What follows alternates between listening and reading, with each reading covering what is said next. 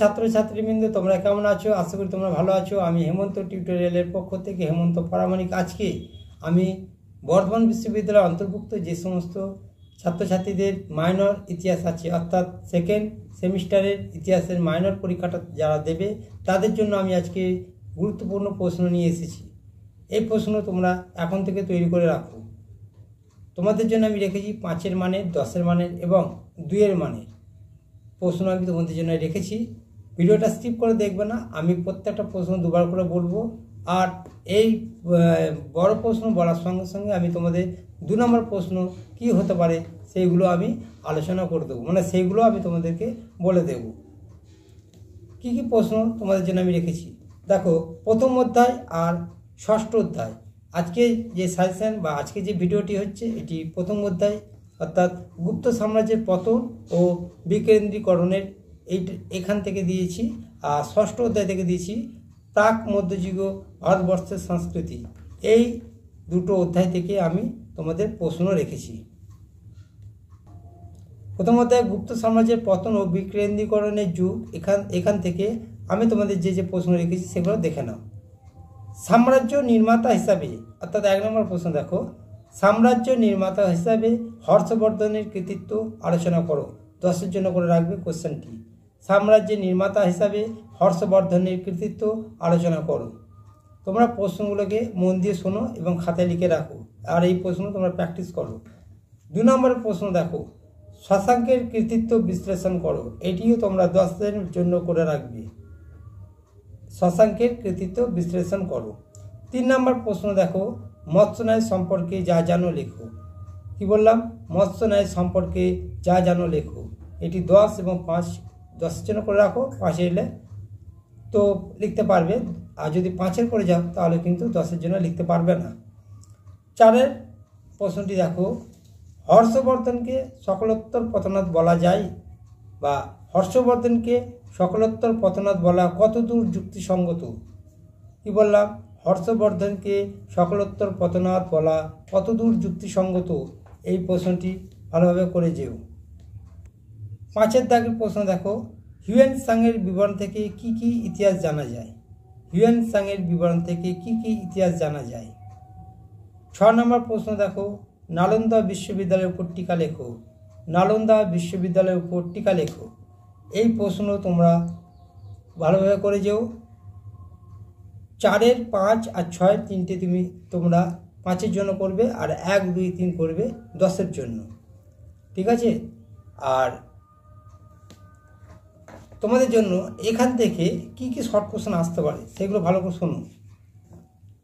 পুষ্যবতী বংশের শ্রেষ্ঠ রাজা কি? তিনি কি উপাধি গ্রহণ করেন? কি বললাম? পুষ্যবতী বংশের শ্রেষ্ঠ রাজাকে, তিনি কি উপাধি গ্রহণ করেন? 2 নম্বর প্রশ্ন করবে, হর্ষবর্ধনের সভাকবির নাম কি? তার বিখ্যাত গ্রন্থ কোনটি? 2 নম্বরের প্রশ্নটা করবে, হর্ষবর্ধনের সভাকবির নাম কি? তার বিখ্যাত গ্রন্থ কোনটি? 3 নম্বর প্রশ্ন করবে, ভাস্কর বর্মন কে ছিলেন? হর্ষবর্ধনের সঙ্গে তার সম্পর্ক কেমন ছিল? ভাস্কর বর্মন কে ছিলেন? হর্ষবর্ধনের সঙ্গে তার সম্পর্ক কেমন ছিল? এই প্রশ্নগুলো আমি বলছি তোমাদের 2-এর মানের প্রশ্ন। হ্যাঁ, এই কোশ্চেনগুলো এখন থেকে করতে থাকবো। তারপরে প্রশ্ন দেখো, নবম শতাব্দীতে প্রতিহারের রাজধানী কোথায় ছিল? শেষ প্রতিহার রাজা কে? নবম শতাব্দীতে প্রতিহারের রাজধানী কোথায় ছিল? শেষ প্রতিহার রাজা কে? পরের প্রশ্ন, প্রতিহারের রাজধানী শশাঙ্ক কে ছিলেন? তার রাজধানী কোথায় ছিল? শশাঙ্ক কে ছিলেন? তার রাজধানী কোথায় ছিল? পরের প্রশ্ন দেখো, হর্ষবর্ধন কোন রাজার বিরুদ্ধে যুদ্ধ করেন? এই যুদ্ধে হর্ষবর্ধনের সঙ্গে কে মৈত্রী স্থাপন করেছিলেন? হর্ষবর্ধন কোন রাজার বিরুদ্ধে যুদ্ধ করেন? এই যুদ্ধে হর্ষবর্ধনের সঙ্গে কে মৈত্রী স্থাপন করেছিলেন? এই প্রশ্ন তোমরা পরপর খাতায় লিখে রাখো, এখন থেকে করো। এর মধ্যে তোমরা 2 নম্বরের প্রশ্ন কমন পেয়ে যাবে কিন্তু। নেক্সট প্রশ্ন দেখো, হর্ষবর্ধন রচিত 2টি গ্রন্থের নাম লেখো। হর্ষবর্ধন রচিত 2টি গ্রন্থের নাম লেখো। তারপরে প্রশ্ন দেখো, হর্ষবর্ধনের রাজসভায় কোন কোন চীনাদূত এসেছিলেন? হর্ষবর্ধনের রাজসভায় কোন কোন চীনাদূত এসেছিলেন? পরের প্রশ্ন দেখো, হর্ষবর্ধনের আমলে দণ্ডদান ব্যবস্থা কেমন ছিল? হর্ষবর্ধনের আমলে দণ্ডদান ব্যবস্থা কেমন ছিল? এই প্রশ্ন 2 নম্বরের, কিন্তু প্রত্যেকটা বলে দিচ্ছি 2 নম্বরের প্রশ্ন। কিন্তু হর্ষবর্ধনের রাজত্বকালে কোন চীনা পর্যটক ভারতে আসেন, তার রচিত গ্রন্থের নাম কি? কি বললাম? হর্ষবর্ধনের রাজত্বকালে কোন চীনা পর্যটক ভারতে আসেন, তার রচিত গ্রন্থের নাম কি? প্রত্যেকটা প্রশ্ন কিন্তু গুরুত্বপূর্ণ প্রশ্ন, একটা প্রশ্ন কিন্তু এখানে বাদ দেবে না। এখন থেকে এই প্রশ্নগুলো তৈরি করতে থাকো। দেখো, এরপর আমরা দ্বিতীয় অধ্যায়ে আসবো। দ্বিতীয় অধ্যায় ষষ্ঠ অধ্যায় আসবো। ষষ্ঠ অধ্যায় আছে তোমাদের প্রাক মধ্যযুগীয় ভারতবর্ষের সংস্কৃতি। প্রাক মধ্যযুগীয় ভারতবর্ষের সংস্কৃতি থেকে আমি তোমাদের জন্য মাত্র 3টি প্রশ্ন রেখেছি। মাত্র 3টি প্রশ্ন। কী কী রেখেছি দেখো। ভারতের সুফি আন্দোলন সম্পর্কে একটি টিকা লেখো। ভারতের সুফি আন্দোলন সম্পর্কে একটি টিকা লেখো। 2 নম্বর প্রশ্ন দেখো, মধ্যযুগীয় ভারতের ইতিহাসে ভক্তি আন্দোলনের গুরুত্ব। মধ্যযুগীয় ভারতের ইতিহাসে ভক্তি আন্দোলনের গুরুত্ব। 3 নম্বর প্রশ্ন দেখো, সুফি ও ভক্তি সন্তদের মতবাদের সাদৃশ্যগুলি কি, আলোচনা করো। এই মাত্র 3টি প্রশ্ন আমি তোমাদের জন্য রেখেছি।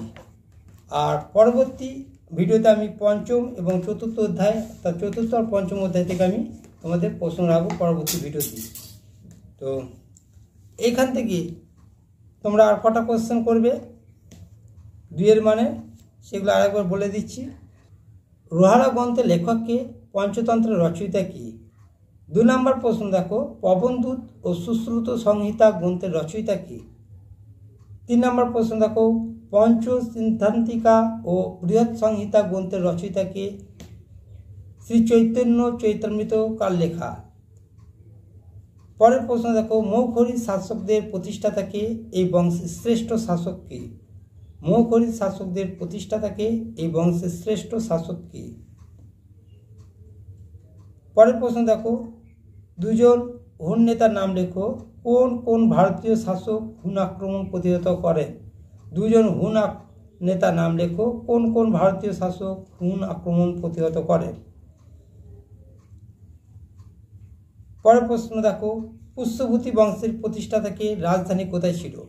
পুষ্যভূতি বংশের প্রতিষ্ঠাতা কে? রাজধানী কোথায় ছিল? বকাটক কাদের বলা হয়? পরের প্রশ্ন, বকাটক কাদের বলা হয়? নালন্দা বিশ্ববিদ্যালয় কে প্রতিষ্ঠা করেন? নালন্দা বিশ্ববিদ্যালয় কে প্রতিষ্ঠা করেন? কোন গুপ্ত সম্রাট হুনদের বিতাড়িত করেন? তিনি কত খ্রিস্টাব্দে সিংহাসন আরোহণ করেন? পরের প্রশ্ন দেখো, বাণভট্ট কে ছিলেন? তাঁর রচিত বিখ্যাত গ্রন্থটির নাম কি? বাণভট্ট কে ছিলেন? তাঁর রচিত বিখ্যাত গ্রন্থটির নাম কি? পরের প্রশ্ন দেখো, প্রাচীন ভারতের 2টি বিখ্যাত বিশ্ববিদ্যালয়ের নাম লেখো। প্রাচীন ভারতের 2টি বিখ্যাত বিশ্ববিদ্যালয়ের নাম লেখো। তারপরে প্রশ্নটি দেখো, কোন গুপ্ত সম্রাট অশ্বমেধ যজ্ঞ করেন?